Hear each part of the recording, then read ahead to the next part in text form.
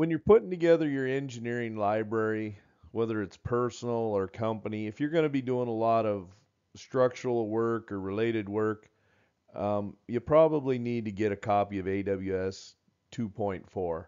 I think 2007 is the latest edition. I don't know. Whatever the latest edition is, that's the one they'll sell to you. But if you can scrounge up an older edition, I don't know how many of these symbols they change over the years, but I think for the most part it stays pretty stable. But this is a fantastic book to have in your engineering library. If you're a young engineer and you're looking for books, get a copy of this and throw it in your library. They're great for meetings and arguments and settling things. Well, this is what this says. This is the kind of weld I want done. That's why I did it this way. So, absolutely great book. I don't know how many times it's saved me, or somebody comes to me and because I'm the welding guy, right? I know everything about welding symbols. No, I just know where to look them up.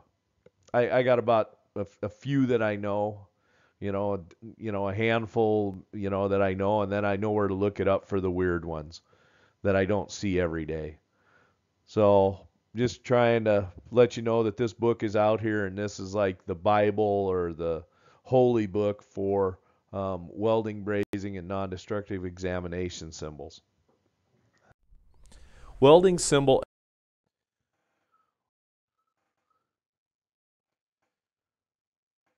So weld symbol terminology. Here's another basic building block of weld symbols, the language, whatever we want to approach this as.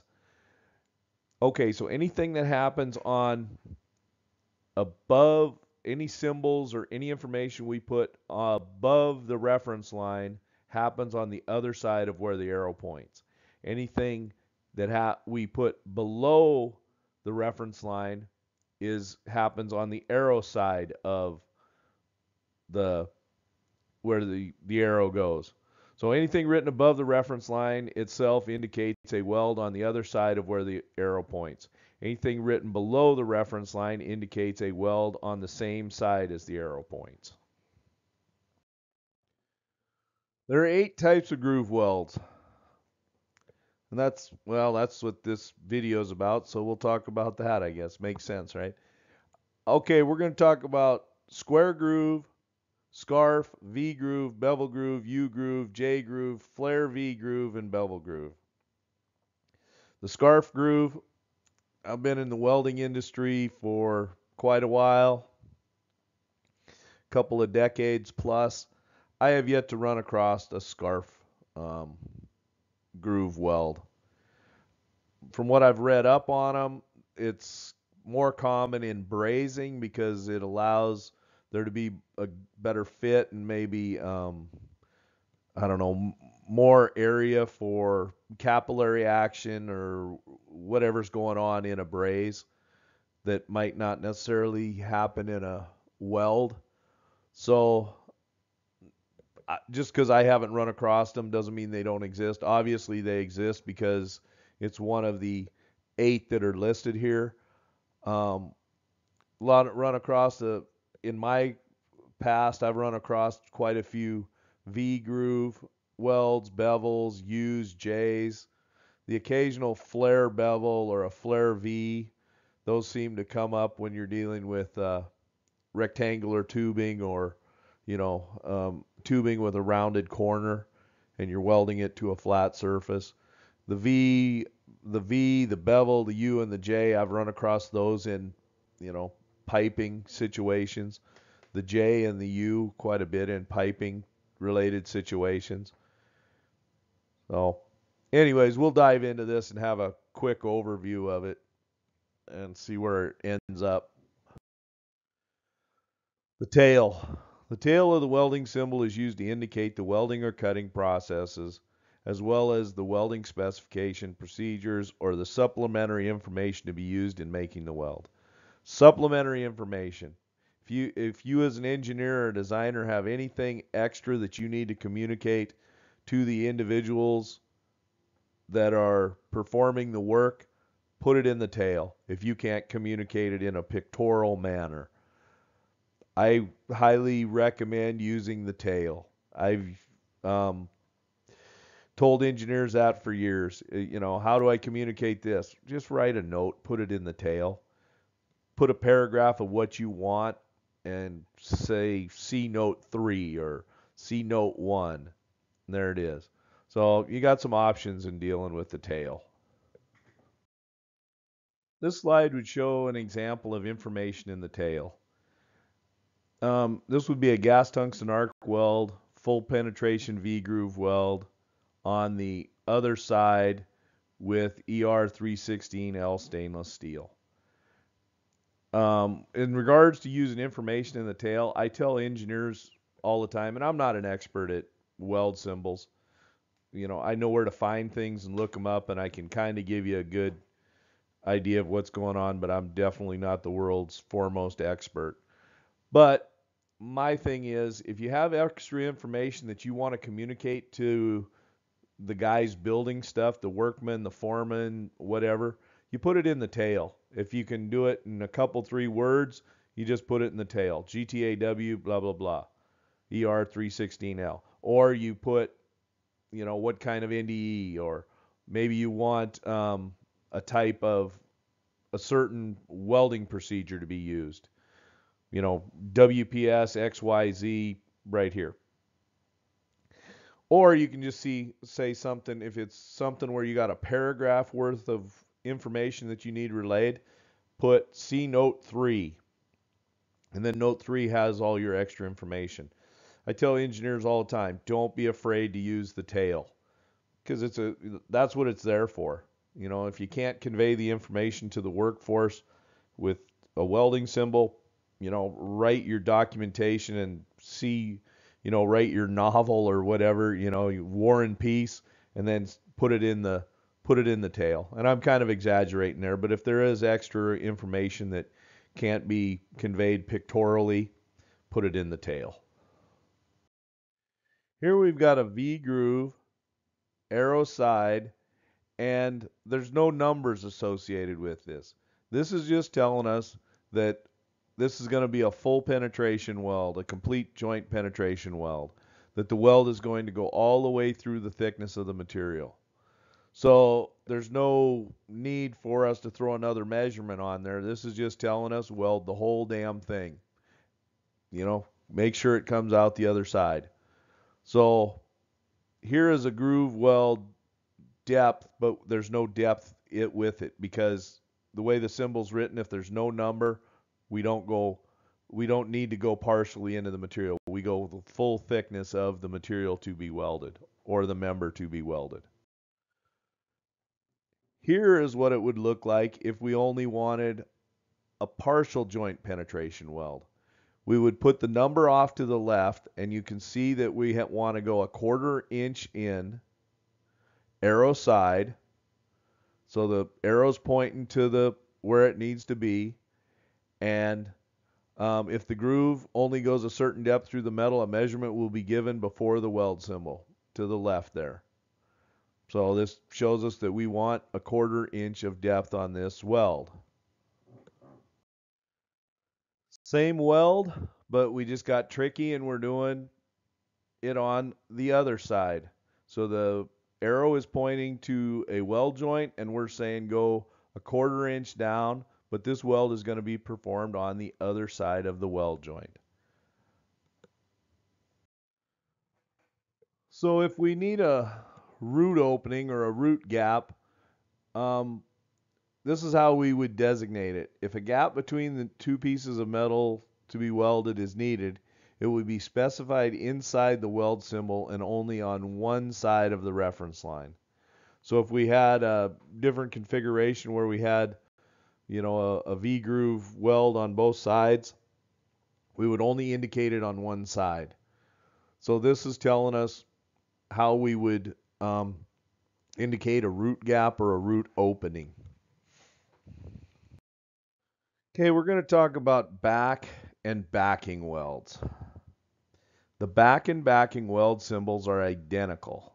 The sequence of welding determines which designation applies. The back weld is made after the groove weld, and the backing weld is made before the groove weld. So here we're looking at a backing weld. A backing weld will be made on the opposite side of the groove before the weld is made, and it will also appear on the opposite side of the reference line. It will also be noted in the tail as to be a back or a backing weld. So you can see here we want a backing weld. The backing weld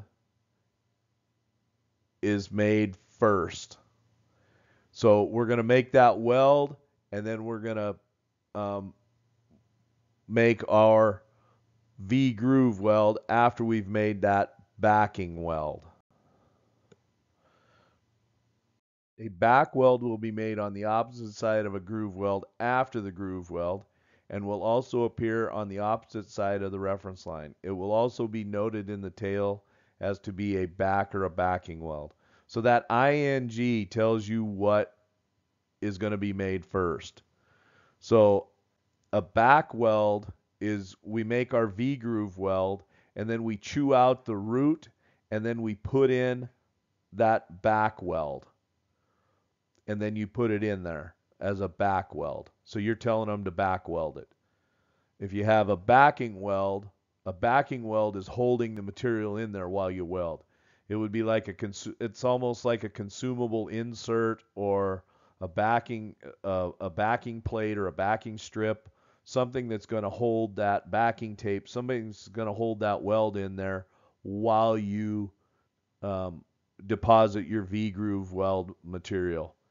So, you know, a subtle little difference there. It's more or less the same thing. It's just the order in which it's done. And then you throw the information in the tail as to whether it needs to be back welded or it needs to be a backing weld. That's confusing, but once you kind of think about it, it makes sense. So, you know, you're telling them back weld it. Back weld it means go in there, chew out the root, put in another weld on the back side. A backing weld is like using backing tape or a backing strip or, you know, a consumable insert or some other material that's going to or device that's going to hold that weld in place, and you don't have to go chew it out later. So I hope that clarified back and backing weld. Arrow side and other side convention. Here's a couple of examples. You can see the upper one, we've got anything below the reference line is a arrow side weld. So we're going to do the preparation of the groove or the weld, and it's going to be on the side that the arrow is pointing to. And you can see we have a V-groove symbol that's above the reference line, and that indicates that the weld preparation is going to happen on the other side of the weld joint away from where the arrow is pointing. And if you've got the one on the lower right hand corner where it's on both sides of the reference line, well then whatever happens above the reference line goes to the other side of the weld joint, and whatever happens below the reference line happens on the arrow side of the weld joint.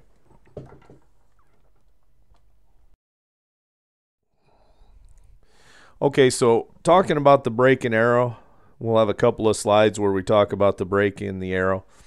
The break in the arrow is for a bevel groove or a J groove weld, and it's going to tell you which joint gets the, or which member gets the treatment or has that alteration done to that piece to conform with the weld symbol.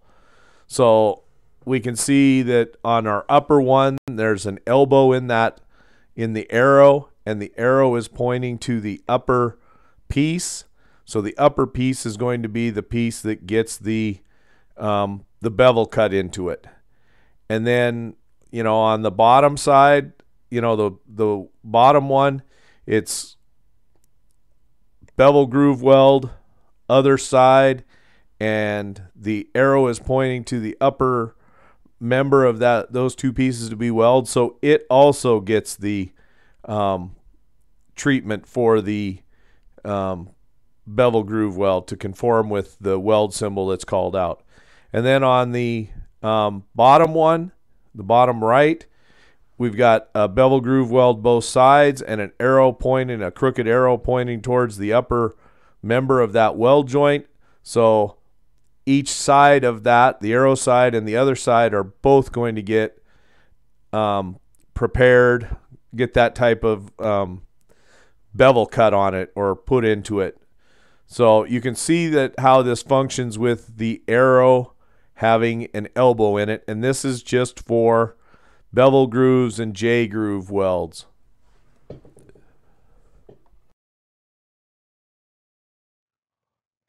Okay, here's where these slides now, it's bookkeeping and trickiness from here on out.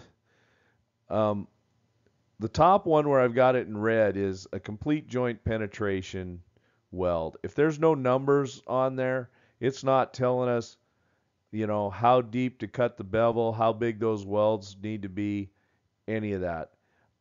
If there's depth of bevel angle or no groove weld side dimensions on the weld symbol, it just tells us that weld it all through the thickness. We need 100% there. So whatever gets us to that point is kosher as long as we have that weld configuration. In the bottom, you can see we've got a partial point penetration weld. The groove weld size is specified, but the depth of the bevel is not specified. So we can tell that it's the groove weld size is specified because the size of groove welds that extend only partly through the joint shall be specified in parentheses on the weld symbol. See in green there, I've got it circled and you've got the weld symbol in parentheses. That means that it's the groove weld size. The groove weld size has been specified, but it didn't tell us how big the depth of bevel needed to be. So, like I said, a lot of times, you know, you probably want to have AWS A2.4 to sort some of this stuff out because there's a lot of nuances involved with this.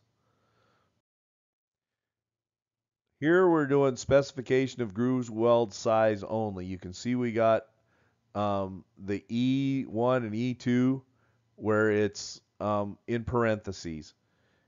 If it's a groove weld that extends partly through the weld, this tells you the depth of the groove weld. And in this instance, we're going full penetration, so it's going to tell you, you know, those two dimensions, they can equal the total, or they could only be, it could be a partial penetration, depending on the depths of the grooves. The total cannot exceed, the total weld size cannot exceed the thickness, T. So you've got to figure this out in regards to how big of a weld you need on that member for whatever structural numbers or whatever you've got going on.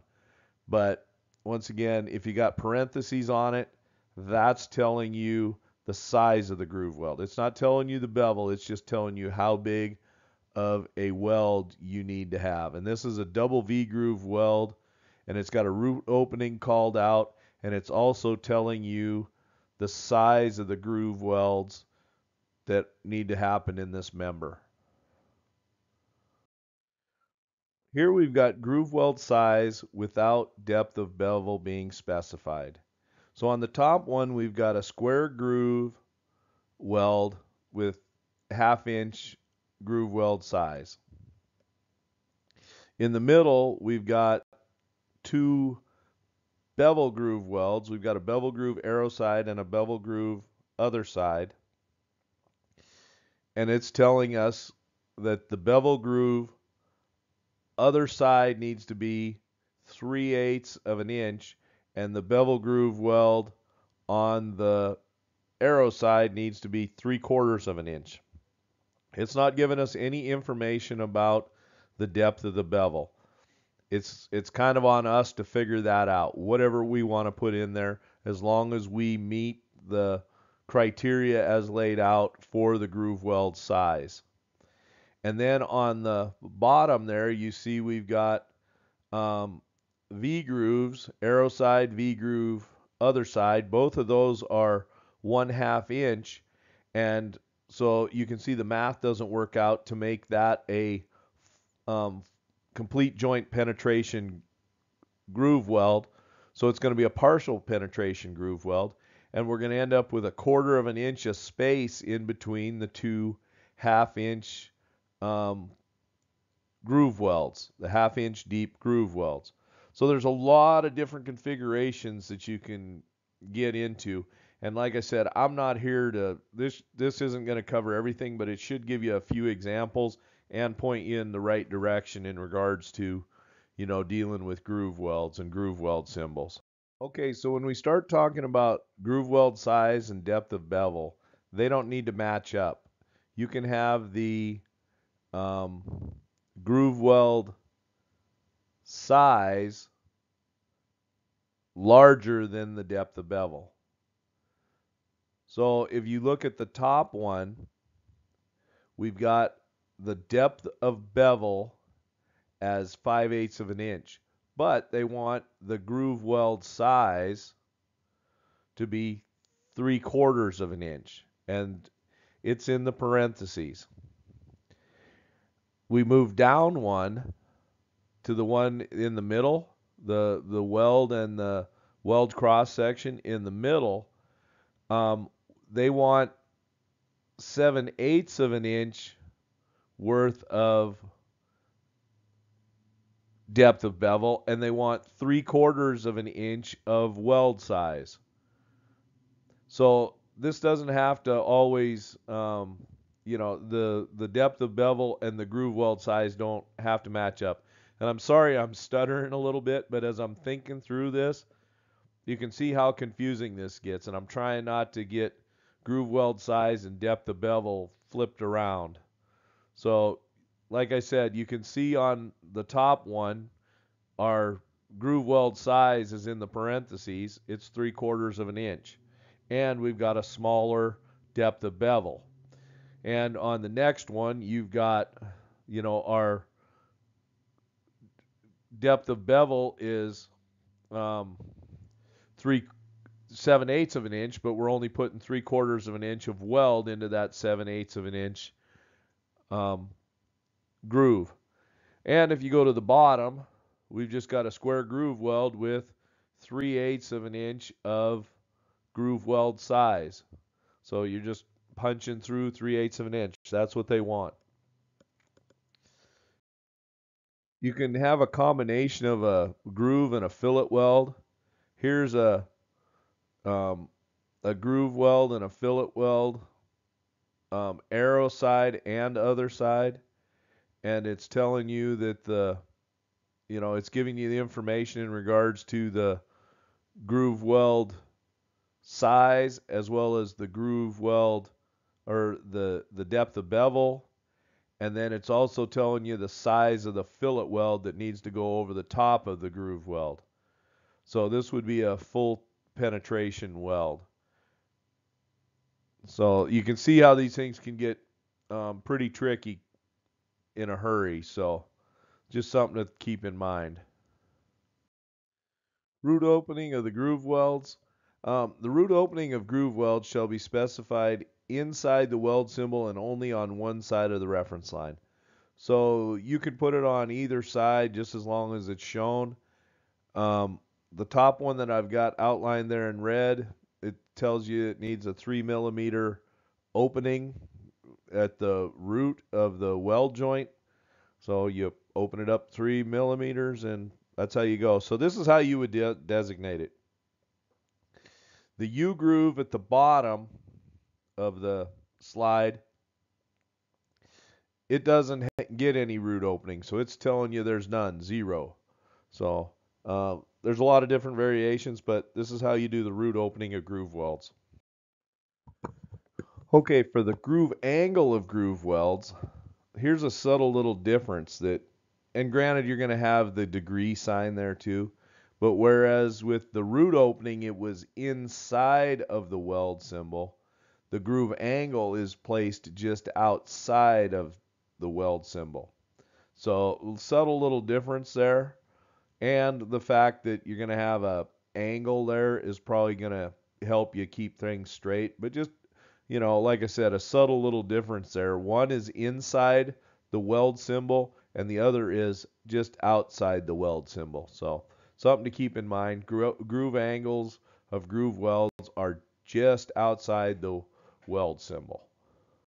Here are a couple more examples of groove angles on GrooveWelds. You've got a V groove, a double V groove on the top where you've got a 90-degree V groove on the other side and a 60-degree V groove on the arrow side. And then on the bottom you've got a J groove with a 20-degree angle. So just a couple of examples to keep in mind. Back or backing weld symbols. Okay, so previous slide we discussed back or backing weld symbols. We can go about this a couple of different ways. So you can see in the top where I've circled or outlined we've got a V groove weld arrow side and a back weld other side. So you can see where I've got the little red numbers there. So we're going to do our V groove weld first, all the way through, and then we're going to come back and then we're going to back weld it. That would be our second operation. On the upper reference line, we've got that back weld symbol. On the one I've got outlined in the lower one, our first operation would be other side. We'd put in a backing weld. And then we'd come back with our second operation, which would be a V groove weld arrow side. So once again, subtle differences between a back weld and a backing weld. It's order of operation. So keep that in mind. And there's like I said, it shows here, there's two different ways you can draw it. You can just draw it, and then just throw in a backing weld with a V groove arrow side and a backing weld symbol on the other side, and then tell them, hey, it's a back weld. Or do the same thing and tell them it's a backing weld. You've got two different options you can use. You need a groove weld with back gouging. You just put back gouging in the tail of the weld symbol. As I said before, with the tail, you just throw all your extra information back there, or things you can't communicate in a pictorial or a graphic manner, and they're going to figure out and do it. Groove welds. Scarf groove weld. The scarf weld, a type of weld used on lighter gauge materials in small diameter piping, tube to tube sheet applications, and attachments of seats in smaller valves. This type of weld is intended for use with brazed joints also. Scarf joints are used to increase the cross-sectional area of the joint while maintaining the thickness of the joint equal to that of the base material. E.g., when joining thin wall structures, care must be taken to ensure that good fit up and alignment. So I've never run across these, but obviously they exist because it's one of the 8 types of groove welds that are out there. I had somebody ask me about it one time, and I was like, all right, I'm going to dig into this, because I covered the other 7 and I never talked about scarf groove welds. And anyways, I got on a tangent. Now you know what a scarf groove weld is. Basic components of a weld. Here we have a double bevel groove weld. So if the arrow is straight for a double groove weld, you can either or both members can get the bevel. So we've got 4 different configurations that we could do with this one. So you can see we've got 4 different configurations on where we throw the bevel for this specific groove weld configuration, this double bevel groove weld. So if it's just a straight arrow, you can do the bevels however you want, because it's not designated. So this is a subtle nuance of groove welds. So next slide we're going to take a look at is with an arrow, with the crooked arrow. Okay, here we can see we've got a broken arrow. See how there's that elbow in the arrow? When that happens, the member that is the arrow is indicating, that one is the one that gets the treatment. That one is the one that gets whatever bevel designation or angle or whatever is called out on that arrow. That's how you know which one gets it. Otherwise, if it's just a straight arrow, it's dealer's choice. The person doing the grinding or prepping the bevels gets to decide. But if you have a specific member that you want beveled a certain way, you need to use a broken arrow and indicate it as such for double bevel groove welds or groove welds in general. The J groove is, here we've got another example.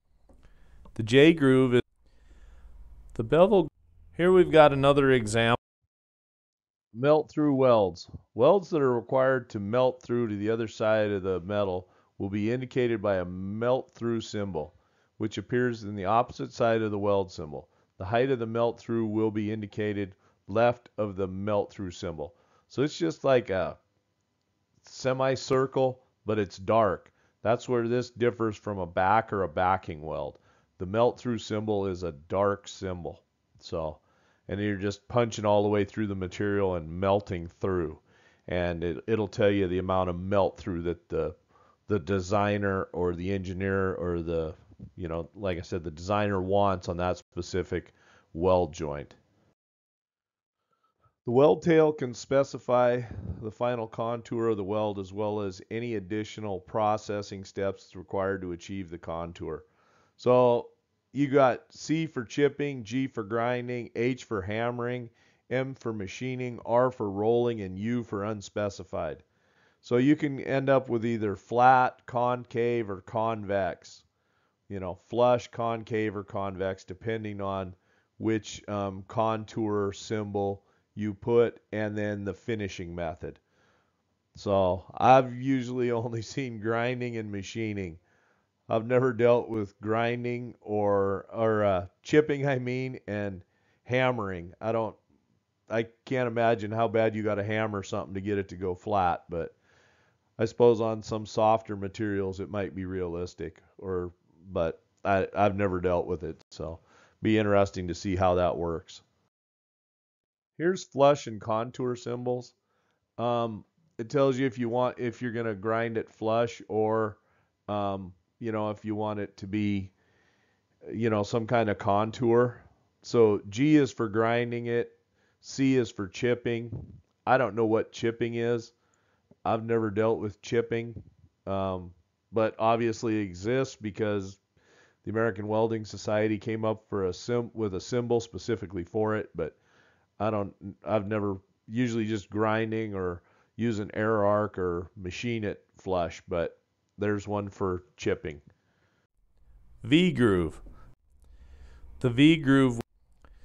U groove. Questions, comments, requests for maybe a different, I don't know, episode on something. Hopefully this covered any questions you had in regards to dealing with weld symbols and groove welds and how they're supposed to be drawn or how to read them or where to go to look them up. Anyways, if you got any questions, here's my email, my website, Gary A. Pace, PECWI, Katy, Texas, 77450. Give me a shout or lob me an email if you got any questions or comments. Take care. GP out.